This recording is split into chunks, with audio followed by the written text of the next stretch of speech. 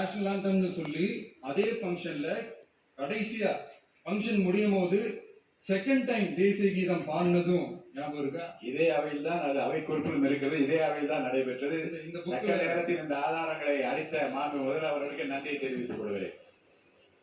Doubt இருந்தா இந்த புக்கை பார்த்து தெரிஞ்சுக்கலாம்.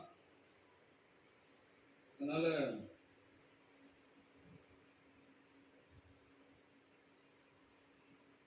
எல்லாம் கேட்டா என்ன சொல்லுவாங்கன்னா, அது ஜனாதிபதி கலந்துட்ட ஃபங்க்ஷன், அதெல்லாம் அப்படிதான், அதெல்லாம் கண்டுக்க கூடாது அப்படின்னு சொல்லுவாங்க.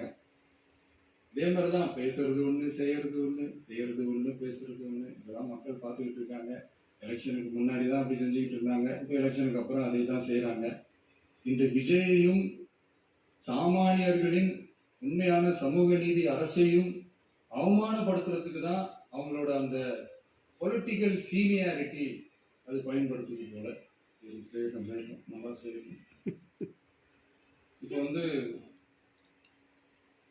ஆனாலும் நம்மளுடைய மாநில உரிமை, மொழி உரிமை, உத்தமபுத்திரர் போல வேஷம் போடுற எதிர்கட்சிக்கு ஒன்றை மட்டும் ஆணித்தரமாக சொல்றோம். உங்களை மாதிரி தமிழ்னு சொல்லிக்கிட்டு, மொழி, பண்பாடு, கலாச்சாரம்னு சொல்லிக்கிட்டு ரெட்டே வேஷம் போடுறவங்க நாங்க கிடையாது. உலகெங்கும் வாழும் தமிழ் சொந்தங்களுக்கு நம்முடைய உத்தரவாதம் தமிழ் தான் எங்க உயிர் நாடி அப்படின்றத மறக்க மாட்டோம்.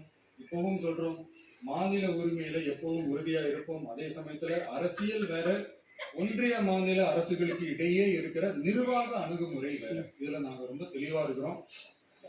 அதனால எங்களுக்கு பாடம் எடுக்கிறதா நினைச்சுக்கிட்டு உங்க வேஷத்தை நீங்களே கொஞ்சம் கொஞ்சமா கலைச்சிக்கிட்டே வர்றீங்க, மறந்துடாதீங்க. அப்புறம் நேற்று எதிர்கட்சி தலைவர், மாண்புமிகு எதிர்கட்சி தலைவர் பேசும்போது நிறைய பேசினாங்க. அதுல ஒண்ணு மட்டும் அரசு சொல்றதா நினைச்சுக்கிட்டு நம்மளை இன்டைரக்டா ஈவில் அப்படின்ற அந்த வார்த்தையை யூஸ் பண்ணாங்க. எனக்கு ஒண்ணுதான் சொல்லணும்னு தோணுது. ஈவில்ஸ்னு டெவில்ஸ் பேசக்கூடாது.